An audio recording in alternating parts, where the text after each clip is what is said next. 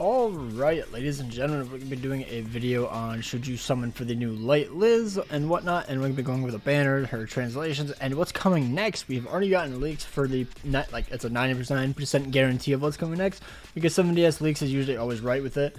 We'll go over her kit real quick, and this is kind of the kicker, because she seems like a massive whale unit. Not gonna lie, she seems like you're gonna have to get dupes, otherwise she's not gonna be as great, I guess you could say, because Rimuru could cuck her very hard, and I'll get into that in just a little bit.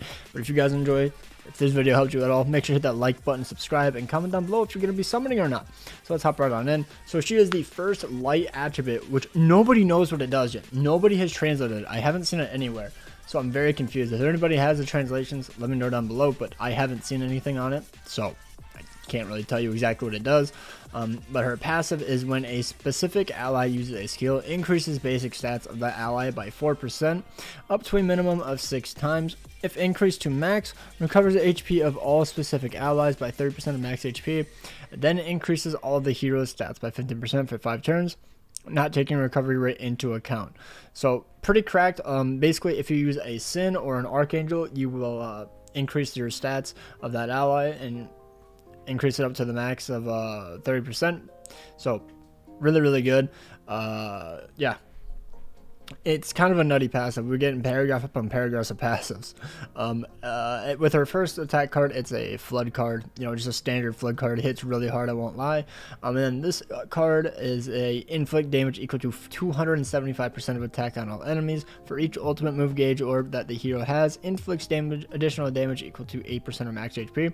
It's basically like AoE pulverized, so it's pretty good.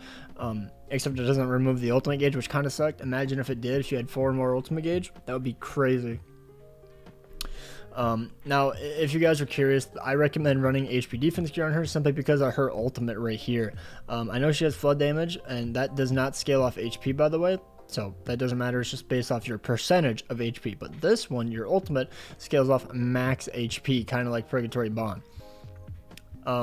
Inflicts damage equal to 30% of the hero's max HP on all enemies, applies revive on allies for 1 turn, and then this is where it gets really scuffed.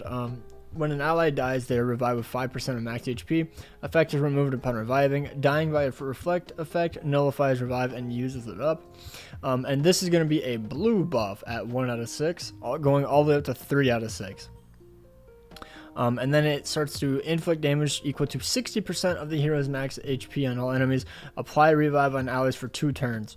And then when they are revived, it revives with 50% of max HP and it is removed upon reviving.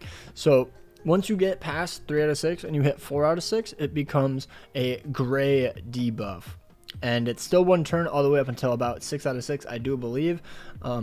And I assume that the scaling goes 5%, 10%, 15, 20, 25, and then 50. I could be wrong, but that's just what I'm thinking it does. Kind of like how Kings goes up by like a few percent and then literally doubles at the final dupe level. So 6/6ing this unit gives you a whole extra return, or a whole extra turn of reviving your allies, which is absolutely insane with an ultimate.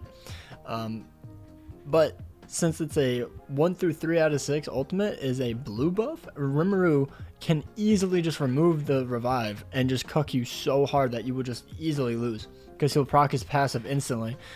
So I don't think, if you're going to summon this banner, I don't think you should summon unless you are planning on getting her fairly duped out. Now, obviously, there's more units on the banner and whatnot that you could definitely summon for. But if you're going for just Liz, I don't think it would be worth it. But obviously, there's more to this banner. We have this. Now, unfortunately, they added in a total of 26 SSRs on this banner, which is absolutely ludicrous in my opinion. They need to take like 4 or 5 out, but it's whatever. It's too late now. We have a lot of troll units like Blue Gowther, Captain Millie, Red King, Blue OG Merlin, Red Merlin. Like, come on. And that's what really kills the hype for this banner, in my opinion. Now, obviously, they have Trader Millie, they have Margaret, Bond, Brownhill, Jormungandr, Miguel, some of the best PvE units in the game, and then some of the most meta units in the game. So it makes sense if you would want to summon. But I'm going to say this right now, there was a new unit leaked, which should have been in the thumbnail. right here. If you look right down where I'm highlighting the anniversary part 2 banner, which will be coming in about 2 weeks time on JP, 4 weeks on global, will be a new Brunhild. It's a seasonal character, so it will be 600 gems. So a seasonal Brunhild should supposedly be coming. It's like a 99% chance of it actually dropping, which could be huge. It could be huge. They're usually always right, so that's why I'm like going with it. I'm just gonna say, okay, I'm assuming it's gonna be dropping. So if you're not too fond of this Liz, and I'm not gonna lie, the mono isn't that great, so I don't recommend summoning on her, to be honest. Like, Lilia is better than mono in my opinion, but I don't know. You max them out, they're probably good. Either way. If you don't like these units, you could easily just save and zoom on by and just summon on the new Brunhild. She's probably gonna have a really nice summer outfit. Like, let's be real, they want to make money. They're gonna make her look really skimpy, 100%. Like, look at Summer Merlin. Like, let's be real. I do think that Liz is a very good unit, probably like an 8 or 9 out of 10 unit. I don't think she's absolutely meta, but obviously I haven't seen her in gameplay yet because the devs don't know what they're doing and they just really suck at the game, so I'm not counting that as actual showcase. So yeah, we'll have to wait and see, but I think that if you have enough gems and you like the Liz, go for it. If you don't like Liz, and like I don't know how to say it. Like, obviously it's an anniversary banner. There's an insane amount of value. So if you're going for meta, summon. If you're not going for meta, then just don't summon. But yet then again, there is still Magelda and Jormungandr, Brunhild, and all these other units that will drastically help your account. And the Ragnarok Bond, which is definitely sleeping into the meta as we're going to see more and more of him. I think he's probably one of the best backline units because debuffs are slowly getting worked away. So just my 2 cents on it. I think most players should summon, in my opinion. The only downside is that Liz is going to have to be like 4 out of 6 to be used against Rimuru, but who knows? Maybe Rimuru will start to fall out of the meta. But yeah, let me know down below. Are you guys going to be summoning? I mean, I think it's worth it. Even if you don't even like Liz, there's still a bunch of units on here, like Trader Melly, Bond, King is still fairly good. Sarla, one of the best graces in the entire game. And then Ragnarok Bond, which is probably one of the best backline units in the entire game. And then Jormungandr and Magelda, 2 of the best PvE content helpers in the entire game. So, yeah. Anyways, hope you guys enjoyed. Take care. Peace out. And I will be streaming.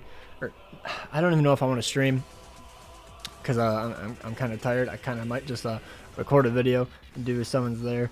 But yeah, I'm not too sure, but I will be doing a PvP video on her. Hopefully I get her a few dupes, so that way she's actually usable against Rimuru. But yeah, I guess we'll have to wait and see. So yeah, peace out, take care, and best of luck if you guys do actually end up summoning. Hopefully you guys don't get shafted like I probably will. And yeah. Also, I'm pretty sure that these rates aren't real. I've been told that these rates aren't real. I said that in my last video. I forgot that I did it in this one. So yeah, I don't know the exact rates for the Fest units. Let's see. Yeah, I don't see what the rates are for the Liz. Also, side note, Liz is the only guaranteed unit at 900. I didn't say that in this video. I completely forgot. I said it in my last one, but Liz is the only guaranteed unit at 900, which is an absolute L. Not even Trader Melly, at least her counterpart, the other dark unit, or the like counterparts to her, like light and dark. I think it's super dumb in my opinion. Like, I just don't understand, and I don't even think he's in the coin shop either.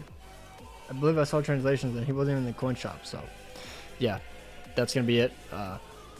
Huge L, unfortunately. Hopefully I pull 2 or 3 dupes of Melly, but who knows. Anyways, take care and peace out.